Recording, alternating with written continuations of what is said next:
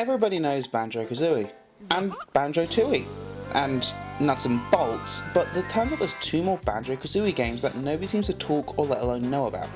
Developed and released by THQ in the early part of the last decade, there are two more Banjo games that are fully licensed by Rare Software and they're released on the Game Boy Advance. And they're not expensive, they're not hard to find games either, they just somehow slip through the net and fade into obscurity. Why? I'll be honest, I'd never even heard of them until I visited my local game store and had several copies of one of the releases, Banjo Pilot, sitting in the GBA bargain tub.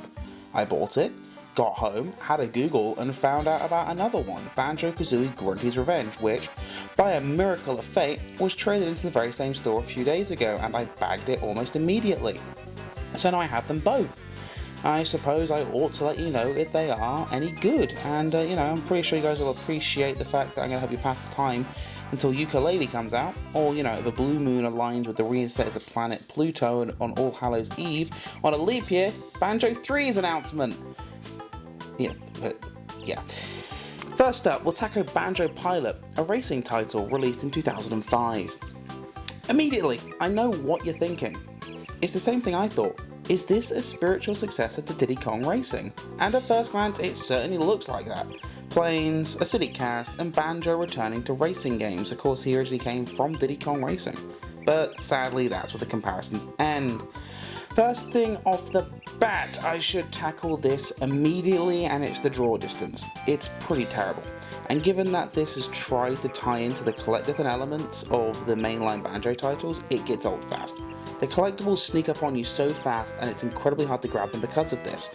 But this is a minor complaint to the other thing that the draw distance screws up, turning.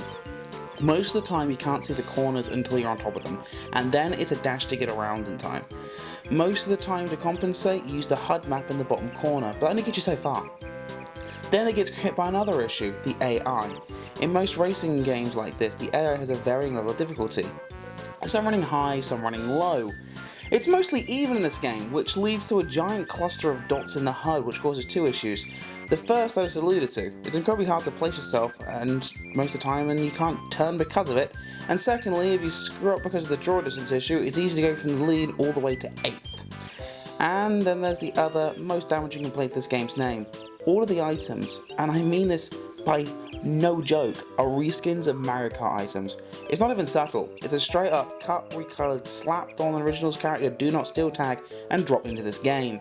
It's simply not a good game by any measure, and something I can only say to grab if you want to get another Banjo game to fill in the void. Let's hope the second game, Gruntys Revenge, released in 2003, is the superior title. So unlike Pilot, Gruntys Revenge is a top-down platformer, set 2 months after the event's original Banjo Kazooie. Grunty is resurrected by one of her minions in a robot suit, and promptly kidnaps Kazooie, warping back in time. It's up to Banjo to follow her and prevent her evil scheme, which is to prevent the dynamic duo from ever meeting and causing her downfall. Simple enough. So let's dive into the gameplay.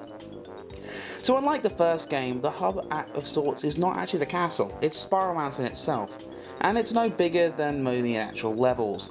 Being blunt, there's no real difference in the layout or style or design of the levels of the hub world.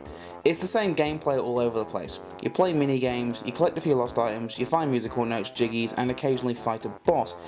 Both the bosses you see in this video are boss number 1 and 2, and they are both exactly the same thing. You hop onto a platform in one of the corners, you wait for them to calm down, and then you go and hit them. It's really not that well thought out.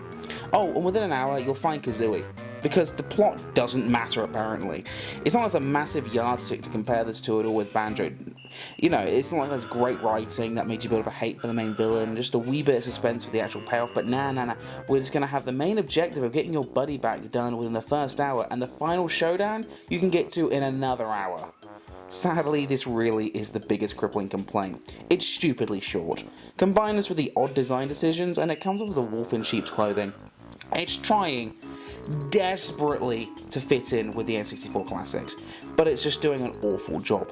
It's got some fundamentals, sure, but there's so many odd choices that Rare would just never do, and THQ, as undisciplined as they proved to be in their decline, definitely did so to cut corners. It's ultimately an emulation of a Banjo game. Sure, it's another Banjo platformer, something that you may have a craving for from time to time, but it's not really worth hunting down unless a copy happens to come into your path. And Pilot is just terrible. I have nothing really that nice to say about the Pilot. I see now why these guys fell out of the limelight, and I'm also kind of glad though that I got to show them to everyone else. And I'm sorry if I dashed some hopes for a hope of a good secret Banjo Kazooie game. If I'm gonna recommend one here, I'm gonna say get Gruntys Revenge. Avoid Pilot if you can, just because it's just awful. There is nothing redeeming about Pilot. That said, in comparison to these two, Nuts and Bolts actually looks pretty damn good. So, it's a small win here. Alright, take care, cupcakes.